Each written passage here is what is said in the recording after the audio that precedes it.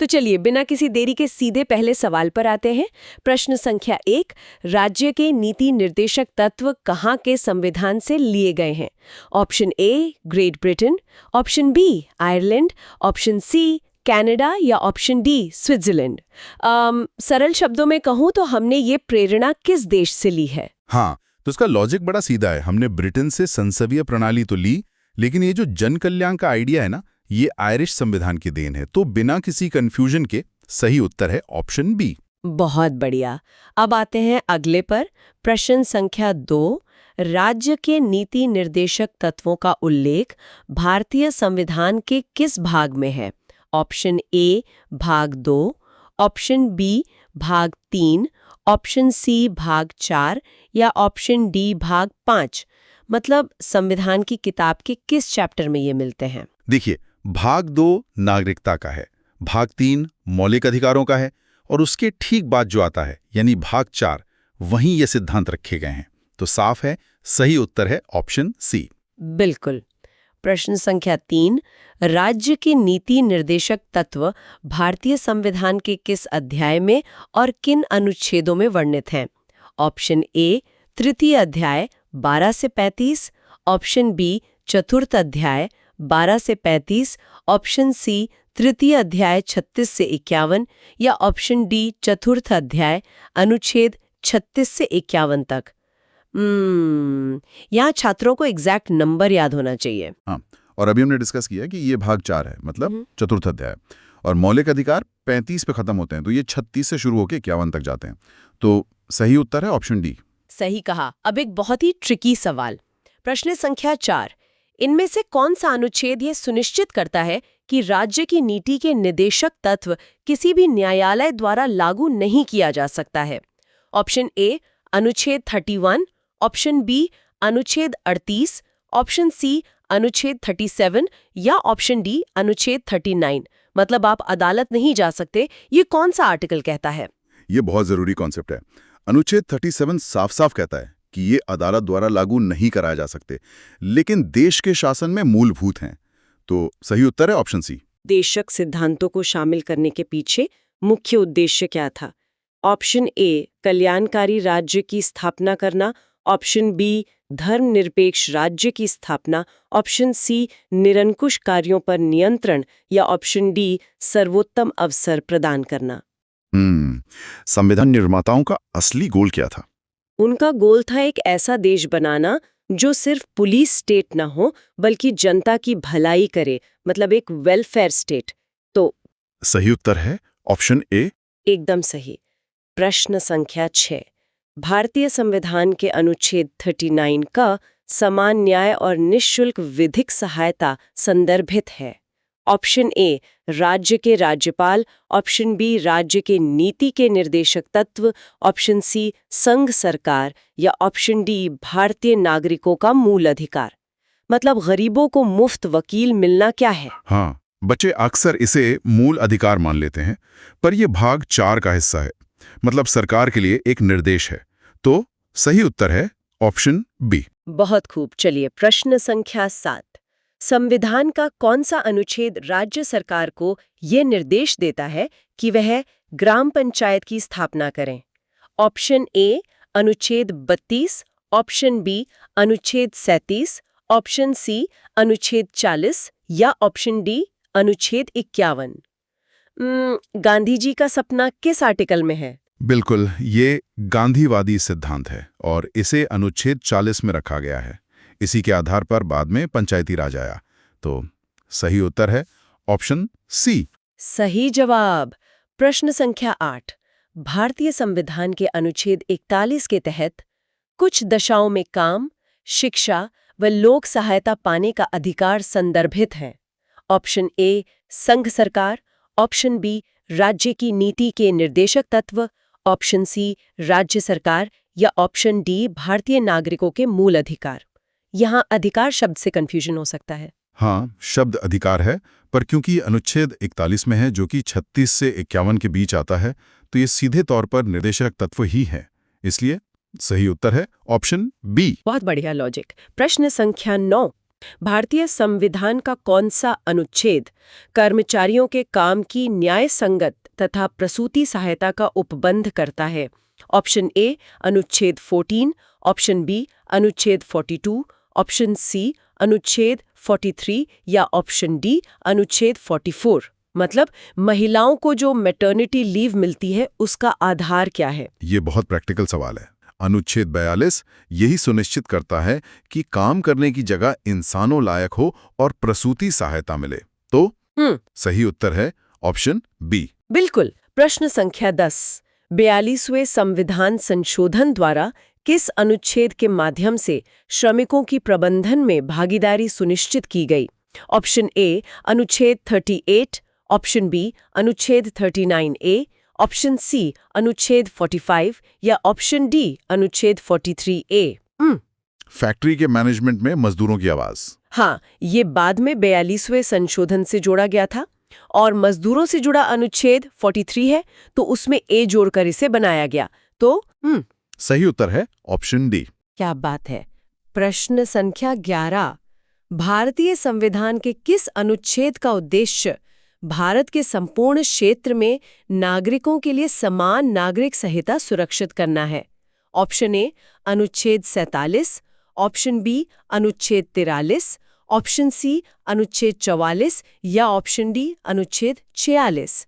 मतलब uniform civil code. इसकी तो एक ट्रिक भी है।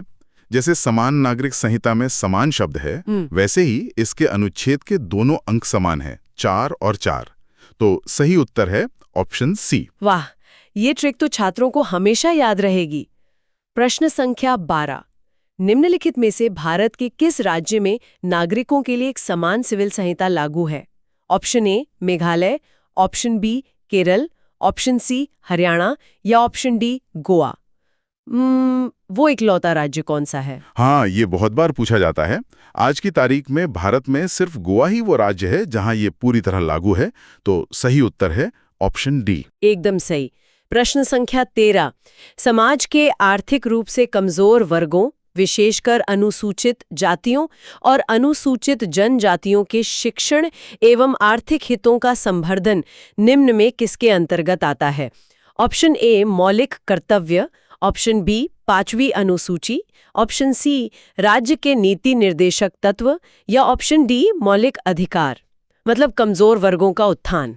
बिल्कुल, ये अनुच्छेद 46 का हिस्सा है और क्योंकि हम भाग 4 पढ़ रहे हैं तो लॉजिकली ये नीति निर्देशक तत्वों का ही भाग है।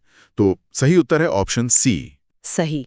प्रश्न संख्या 14, भारत सरकार एक स्वास्थ्य योजना आयुष्मान भारत योजना प्रदान कर रही है।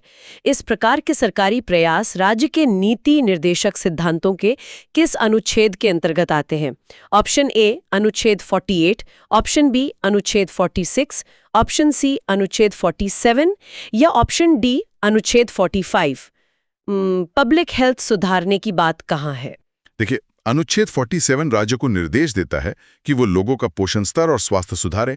उसी के तहत ये योजनाएं आती हैं। तो सही उत्तर है ऑप्शन सी। बहुत अच्छे। प्रश्न संख्या 15, भारत के संविधान का अनुच्छेद 48 क पर्यावरण संरक्षण तथा संवर्धन और वन तथा वन्य जीवों की रक्षा संदर्भित है। ऑप्शन ए राज्य सरकार, ऑप्शन बी संघ सरकार, ऑप्शन सी भारतीय नागरिकों के मूल अधिकार या ऑप्शन डी राज्य की नीति के निदेशक तत्व। अनुच्छेद 48 का भी 42वें संशोधन से जुड़ा था और ये 36-51 की रेंज में है, तो ये भी सरकार को एक निर्देश ही है। इसलिए सही उत्तर है ऑप्शन डी। बिल्कुल। प्रश्न संख्या 16, भारतीय संविधान का कौन सा अनुच्छेद राष्ट्रीय महत्व के संस्मारकों, स्थानों और वस्तुओं के संरक्षण के प्रावधान से संबंधित है? ऑप्शन ए अनुच्छेद 48, ऑप्शन बी अनुच्छेद 43, ऑप्शन सी अनुच्छेद 49 या ऑप्शन डी अनुच्छेद 48A। मतलब ताजमहल या लाल किले जैसे ऐतिहासिक स्मारकों की रक्षा। हाँ, ये बहुत जरूरी है। पर्यावरण 48A में है, लेकिन जब हम ऐतिहासिक इमारतों की बात करते हैं तो वो अनुच्छेद 49 में आता है। तो सही उत्तर है ऑप्शन सी। परफेक्ट। प्रश्न संख्या 17, संविधान का कौन सा अनुच्छेद न्यायपालिका को कार्यपालिका से अलग करता है? ऑप्शन ए अनुच्छेद 74, ऑप्शन बी अनुच्छेद 143, ऑप्शन सी अनुच्छेद 50 या ऑप्शन डी अनुच्छेद 144? पुलिस और जज दोनों अलग अलग हों। इसके लिए भी एक बढ़िया ट्रिक है 50-50। शक्तियों को 50-50 बांट दिया गया है ताकि न्याय निष्पक्ष रहे। तो अनुच्छेद 50 सही उत्तर है ऑप्शन सी। बहुत बढ़िया। प्रश्न संख्या 18। राज्य के नीति निदेशक तत्वों का कौन सा अनुच्छेद अंतर्राष्ट्रीय शांति और सुरक्षा की अभिवृद्धि से संबंधित है? ऑप्शन ए अनुच्छेद 51, ऑप्शन बी अनुच्छेद 41, ऑप्शन सी अनुच्छेद 50 या ऑप्शन डी अनुच्छेद 43? हमारी विदेश नीति का आधार। हाँ, ये भाग 4 का बिल्कुल आखिरी अनुच्छेद है जो देश की सीमाओं के बाहर शांति बनाए रखने की बात करता है। तो सही उत्तर है ऑप्शन ए। एकदम सही। चलिए, प्रश्न संख्या 19। संविधान सभा में ये किसने कहा था कि राज्य की नीति के निदेशक सिद्धांत किसी बैंक में देय उस चेक की तरह है जिसका भुगतान बैंक अपनी सुविधानुसार करता है? Option A K T. Shah, option B K M. Munshi, option C B R. Ambedkar या ऑप्शन डी ग्रेनविल ऑस्टिन? मतलब पैसे होंगे तो मिलेगा। हाँ, ये बहुत ही मशहूर कोट है। ये दिखाता है कि सरकार के पास जब संसाधन होंगे तभी वो इन्हें लागू करेगी। ये बात के.टी. शाह ने कही थी। तो सही उत्तर है ऑप्शन ए। सही बात है। प्रश्न संख्या 20। किस संविधान संशोधन के द्वारा मौलिक अधिकारों की अपेक्षा राज्य नीति की निदेशक सिद्धांतों को अधिक महत्वपूर्ण बना दिया गया है? Option A 42nd, option B 44th, option C 52nd या ऑप्शन डी 56th? ये थोड़ा विवादित मामला था। बिल्कुल। 1976 में सरकार ने कोशिश की थी कि वो सारे निदेशक तत्वों को मौलिक अधिकारों से ऊपर रखें। ये 42वें संशोधन में हुआ था। तो सही उत्तर है ऑप्शन ए। हाँ, हालांकि बाद में सुप्रीम कोर्ट ने बैलेंस बना दिया। चलिए, प्रश्न संख्या 21। समान कार्य के लिए समान वेतन भारत के संविधान में सुनिश्चित किया गया है। ए मौलिक अधिकार है, ऑप्शन बी राज्य के नीति निर्देशक सिद्धांतों का अंग है, ऑप्शन सी मौलिक कर्तव्य है या ऑप्शन डी आर्थिक अधिकार है?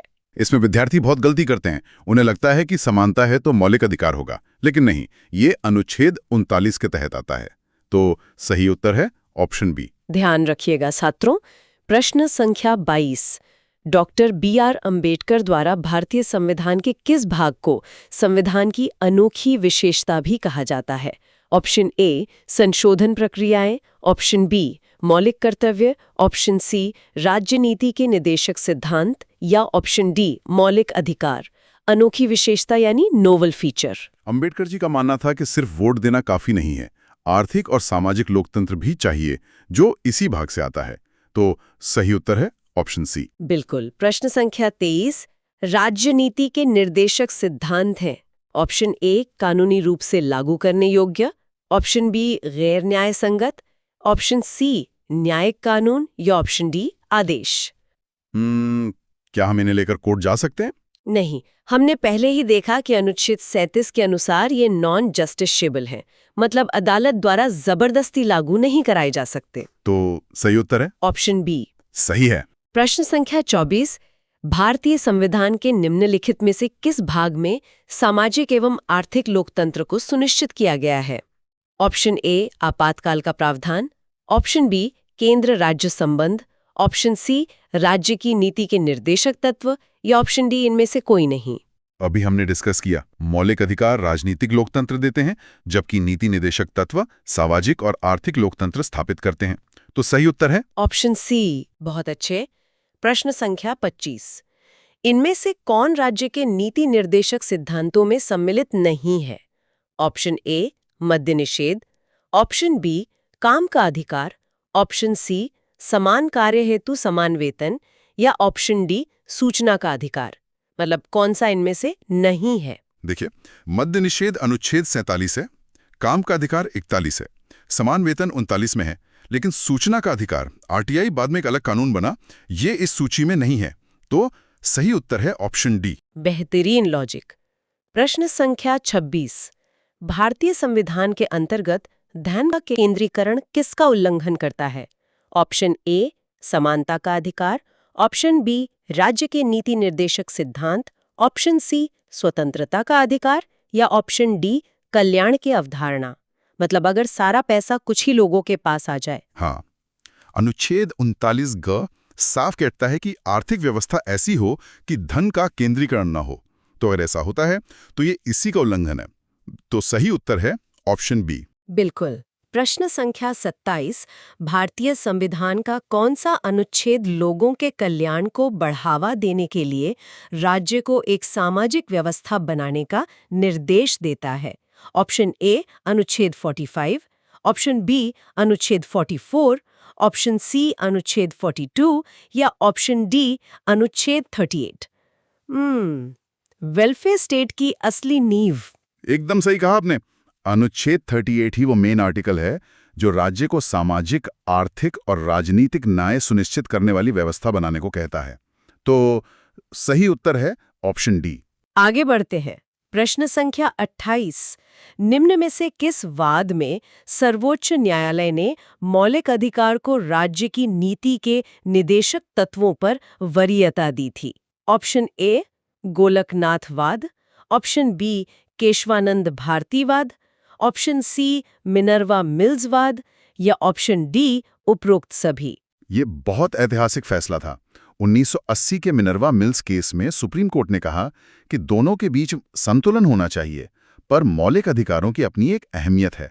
तो सही उत्तर है ऑप्शन सी। सही। प्रश्न संख्या 29, संविधान का वह कौन सा भाग है जो संविधान के निर्माताओं के मस्तिष्क और उद्देश्यों को प्रतिबिंबित करता है?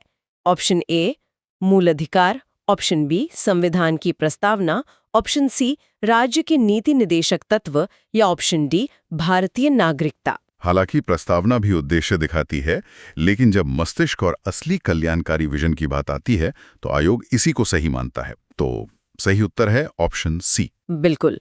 प्रश्न संख्या 30, राज्य नीति के निम्न निदेशक सिद्धांतों में से कौन सा गांधीवादी दर्शन पर आधारित था?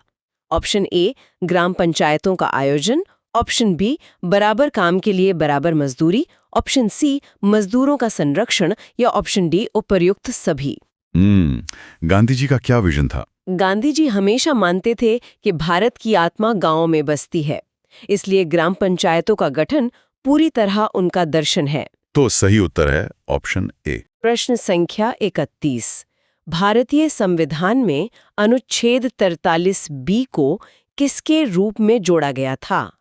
ऑप्शन ए मौलिक अधिकारों, ऑप्शन बी मौलिक कर्तव्यों, ऑप्शन सी राजनीति के निर्देशक तत्वों या ऑप्शन डी संवैधानिक निकाय।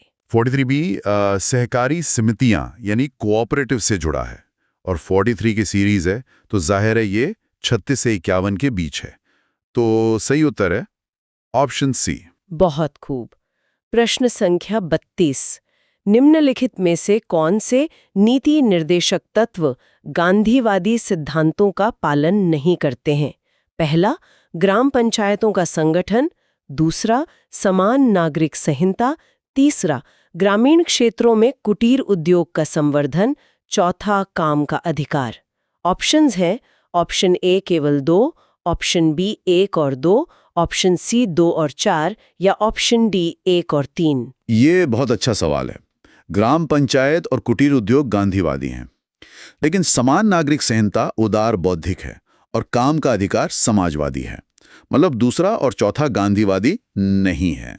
तो सही उत्तर है ऑप्शन सी। शानदार विश्लेषण। प्रश्न संख्या 33, केंद्र सरकार को गौवध पर कानून बनाने की संवैधानिक शक्ति कहां से मिलती है? ऑप्शन ए संविधान की 7वीं अनुसूची की 3 उपसूची का क्रमांक 17, ऑप्शन बी अनुच्छेद 248 के तहत अवशिष्ट शक्तियां, ऑप्शन सी आपातकाल शक्तियां या ऑप्शन डी नीति निदेशक तत्व के अनुच्छेद 48। हाँ, ये अक्सर खबरों में रहता है। अनुच्छेद 48 राज्य को निर्देश देता है कि कृषि और पशुपालन को वैज्ञानिक बनाएं और दुधारू पशुओं के वध पर रोक लगाएं। तो सही उत्तर है ऑप्शन डी। एकदम सही। प्रश्न संख्या 34, निम्नलिखित में से कौन सा राज्य की नीति के निर्देशक तत्वों की स्थापना का उद्देश्य नहीं है? ऑप्शन ए कल्याणकारी राज्य, ऑप्शन बी आर्थिक लोकतंत्र, ऑप्शन सी सामाजिक लोकतंत्र या ऑप्शन डी राजनीतिक लोकतंत्र। हमने पहले भी डिस्कस किया कि राजनीतिक लोकतंत्र स्थापित करने का काम मौलिक अधिकारों का है, नीति निर्देशक तत्वों का नहीं। तो सही उत्तर है ऑप्शन डी। सही जवाब। प्रश्न संख्या 35। ग्राम राज्य के माध्यम से राम राज्य के बारे में किसने कहा था? Option A Mahatma Gandhi, option B Vinoba Bhave, option सी जयप्रकाश नारायण या ऑप्शन डी जवाहरलाल नेहरू। ये तो बहुत ही फेमस कोट है। गांवों के विकास को देश का विकास मानने वाले बापू ही थे। तो बिना किसी शक के सही उत्तर है ऑप्शन ए। बिल्कुल। प्रश्न संख्या 36। यदि सरकार द्वारा राज्य के नीति निर्देशक तत्वों को लागू नहीं किया जाता है तो एक नागरिक निम्नलिखित में से किसके पास जा सकता है? ऑप्शन ए उच्च न्यायालय, ऑप्शन बी उच्चतम न्यायालय, ऑप्शन सी राष्ट्रीय मानवाधिकार आयोग या ऑप्शन डी इनमें से कोई नहीं। फिर से वही कॉन्सेप्ट, अनुच्छेद 37। ये अदालत द्वारा लागू नहीं कराए जा सकते, मतलब आप कहीं नहीं जा सकते सिवाय अगले चुनाव में वोट बदलने के। तो सही उत्तर है ऑप्शन डी। बात कही। प्रश्न संख्या 37। भारतीय संविधान का कौन सा अंग समाजवादी व्यवस्था स्थापित करने की प्रेरणा देता है? ऑप्शन ए मूल अधिकार, ऑप्शन बी मूल कर्तव्य, ऑप्शन सी नीति निर्देशक तत्व या ऑप्शन डी नागरिकता। समाजवादी व्यवस्था का मतलब ही है जहां धन का समान वितरण हो और सबका कल्याण हो, और यही तो भाग 4 का लक्ष्य है। तो सही उत्तर है ऑप्शन सी। बिल्कुल। प्रश्न संख्या 38। कल्याणकारी राज्य संबंधी विचार किसमें दिए गए हैं? ऑप्शन ए मूल अधिकार, ऑप्शन बी राज्य नीति संबंधी निर्देशक सिद्धांत, ऑप्शन सी संविधान की उद्देशिका या ऑप्शन डी भाग वी। ये सवाल घुमा फिराकर बहुत बार आता है। इसका एक ही सॉलिड जवाब है, वेलफेयर स्टेट का पूरा ब्लूप्रिंट यही है। तो सही उत्तर है ऑप्शन बी। सही। प्रश्न संख्या 39। निम्नलिखित में से किसे विशेष बहुमत द्वारा संशोधित किया जा सकता है? ऑप्शन ए राज्य के नीति निर्देशक तत्व, ऑप्शन बी संसद को चलाने के नियम, ऑप्शन सी नए राज्य का गठन या ऑप्शन डी संसद में अंग्रेजी भाषा का प्रयोग। इनमें से किसमें आसानी से बदलाव नहीं हो सकता? हाँ, छात्रों को लगता है कि ये गैर न्याय संगत हैं तो आसानी से बदल जाएंगे, पर नहीं। इनमें संशोधन के लिए संसद का विशेष बहुमत यानी स्पेशल मेजॉरिटी चाहिए होती है। तो सही उत्तर है ऑप्शन ए। बहुत बढ़िया जानकारी। प्रश्न संख्या 40।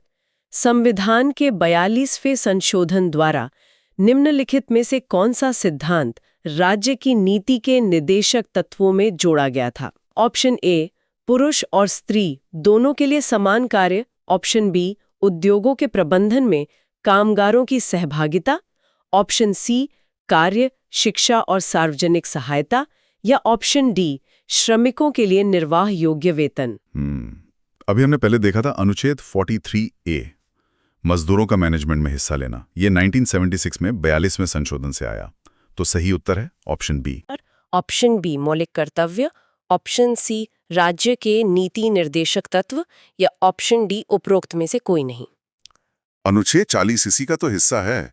राज्य को पंचायत बनाने का निर्देश दिया गया था जो बाद में लागू हुआ। तो सही उत्तर है ऑप्शन सी। सही बात है। प्रश्न संख्या 42।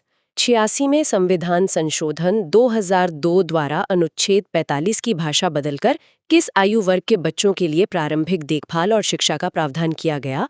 ऑप्शन ए 6 से 14 वर्ष, ऑप्शन बी 6 वर्ष की आयु पूरी करने तक, ऑप्शन सी 14 से 18 वर्ष या ऑप्शन डी 6 से 18 वर्ष। ये बहुत ट्रिकी है। हाँ, बहुत ट्रिकी है। 6 से 14 साल वाला तो मौलिक अधिकार 21A बन गया।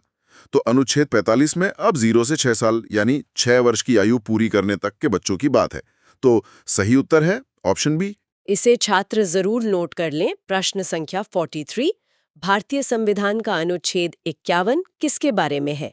ऑप्शन ए कृषि और पशुपालन को संगठित करने, ऑप्शन बी न्यायपालिका को कार्यपालिका से अलग करने, ऑप्शन सी अंतर्राष्ट्रीय शांति और सुरक्षा को बढ़ावा देने या ऑप्शन डी नागरिकों के लिए समान नागरिक संहिता। 51 मतलब आखिरी निर्देश, और आखिर में हम अपने देश से बाहर पूरी दुनिया में शांति की बात करते हैं। तो सही उत्तर है ऑप्शन सी। बहुत अच्छे। प्रश्न संख्या 44। नीति निर्देशक तत्वों और मौलिक अधिकारों में कौन सा अंतर नहीं है? ऑप्शन ए, मौलिक अधिकारों को न्यायिक संरक्षण प्राप्त है, तत्वों को नहीं। ऑप्शन बी, मौलिक अधिकार स्थगित किए जा सकते हैं, तत्व नहीं। ऑप्शन सी, मौलिक अधिकारों में नागरिक और राज्य के बीच संबंध है, तत्वों में राज्यों तथा अंतर्राष्ट्रीय नीति। या ऑप्शन डी, मौलिक अधिकारों में संशोधन नहीं हो सकता, जबकि तत्वों में संशोधन हो सकता है। कौन सा स्टेटमेंट गलत है? देखिए, ऑप्शन डी कहता है कि मौलिक अधिकारों में संशोधन नहीं हो सकता। ये बिल्कुल गलत है। संसद उनमें भी संशोधन कर सकती है। तो यही वो अंतर है जो असल में नहीं है। सही उत्तर है ऑप्शन डी। एकदम सही। प्रश्न संख्या 45। भारत के संविधान का कौन सा अनुच्छेद भारत को कल्याणकारी राज्य घोषित करने से संबंधित है? ऑप्शन ए, अनुच्छेद 99। ऑप्शन बी, अनुच्छेद 39। ऑप्शन सी, अनुच्छेद 59। या ऑप्शन डी, अनुच्छेद 69। एलिमिनेशन से भी देखें तो 36 से 51 के बीच सिर्फ एक ही ऑप्शन है, अनुच्छेद 39, जो कल्याणकारी नीतियों का कोर है। तो सही उत्तर है ऑप्शन बी। बिल्कुल। प्रश्न संख्या 46। भारतीय संविधान के अनुच्छेद 36 से अनुच्छेद 51 मुख्यतः राज्य के नीति निदेशक तत्व से संबंधित है, जो कि भारतीय संविधान के किस भाग में दिए हुए हैं? ऑप्शन ए भाग 2, ऑप्शन बी भाग 3, ऑप्शन सी भाग 4 या ऑप्शन डी भाग 5। ये तो हम शुरू से डिस्कस कर रहे हैं, भाग 4। तो बिना समय गंवाए सही उत्तर है ऑप्शन सी। चलिए, प्रश्न संख्या 47। हमारे संविधान में निदेशक सिद्धांत ऑप्शन ए, कानूनी न्यायालयों द्वारा प्रवर्तनीय है। ऑप्शन बी, अर्ध प्रवर्तनीय है। ऑप्शन सी, आंशिक रूप से अप्रवर्तनीय है। या ऑप्शन डी, कानूनी अदालतों द्वारा अप्रवर्तनीय है, मतलब एनफोर्सेबल है या नहीं। हाँ, हिंदी में ये अप्रवर्तनीय शब्द थोड़ा भारी लगता है, पर इसका मतलब वही है कि इन्हें कोर्ट से लागू नहीं कराया जा सकता। तो सही उत्तर है ऑप्शन डी। सही। प्रश्न संख्या 48। भारतीय संविधान का कौन सा अनुच्छेद सभी नागरिकों के लिए समान न्याय और मुफ्त कानूनी सहायता को प्रोत्साहित करता है? Option A 32A, option B 48A, option C 39A या ऑप्शन डी 43A। गरीबों को फ्री लीगल एड देना, ये 42वें संशोधन से जुड़ा गया था, अनुच्छेद 39A में। तो सही उत्तर है ऑप्शन सी। प्रश्न संख्या 49। किसी कल्याण राज्य का सर्वाधिक महत्वपूर्ण उत्तरदायित्व है? ऑप्शन ए, निजी संपत्ति को परिरक्षित रखना। ऑप्शन बी, जनता के धर्म का संवर्धन। ऑप्शन सी, शोषण पर नियंत्रण। या ऑप्शन डी, मूल अधिकारों के अतिक्रमण को रोकना। सबसे बड़ी जिम्मेदारी क्या है? एक वेलफेयर स्टेट का सबसे बड़ा काम है कि कमजोरों का अमीर या ताकतवर लोगों द्वारा शोषण ना हो। यही सबसे महत्वपूर्ण है। तो सही उत्तर है ऑप्शन सी। और अब हमारे आज के सेशन का आखिरी सवाल, प्रश्न संख्या 50। राज्य के नीति निर्देशक तत्व सहज अध्ययन के लिए निम्न में से कौन से भागों में विभाजित किए जा सकते हैं? ऑप्शन ए, समाजवादी। ऑप्शन बी, उदार बौद्धिकतावादी। ऑप्शन सी, गांधीवादी। या ऑप्शन डी, उपरोक्त सभी। हालांकि संविधान ने इन्हें बांटा नहीं है, पर पढ़ाई के लिए हम इन्हें इन तीनों ही कैटेगरीज में बांटते हैं। तो इसका जवाब है उपरोक्त सभी। सही उत्तर है ऑप्शन डी। बहुत शानदार। तो विद्यार्थियों, इसके साथ ही हमारे 50 प्रश्नों का ये सघन रिवीजन सत्र यहाँ संपन्न होता है। ये बिल्कुल स्पष्ट है कि भाग 4 अनुच्छेद 36 से 51 एक कल्याणकारी और न्यायपूर्ण समाज की असली नींव रखते हैं। एकदम सही। और मैं संक्षेप में याद दिला दूं कि भले ही ये सिद्धांत गैर न्याय संगत हैं, जैसा कि हमने प्रश्न 23 और 36 में देखा, फिर भी ये देश के शासन में बहुत जरूरी है, चाहे वो पंचायती राज का सपना हो या समान वेतन का अधिकार। बिल्कुल। अब सत्र का अंत हम आप सभी के लिए एक चिंतनशील विचार के साथ करेंगे। जरा सोचिए, चूंकि ये नीति निर्देशक तत्व किसी भी न्यायालय द्वारा लागू नहीं कराए जा सकते, तो एक जागरूक समाज और छात्र के रूप में हमें यह कैसे सुनिश्चित करना चाहिए कि सरकारें वास्तव में इन कल्याणकारी आदर्शों को अपनी नीतियों में उतारें? इस पर जरूर विचार कीजिएगा। हाँ, ये बहुत जरूरी सवाल है। सभी विद्यार्थियों को उनकी आगामी परीक्षाओं के लिए मेरी तरफ से ढेरों शुभकामनाएं। हमारी ओर से भी आपको बहुत बहुत शुभकामनाएं। इस डीप डाइव को हम यहीं समाप्त करते हैं। सुनते रहिए, सीखते रहिए और अपनी मंजिल की ओर बढ़ते रहिए।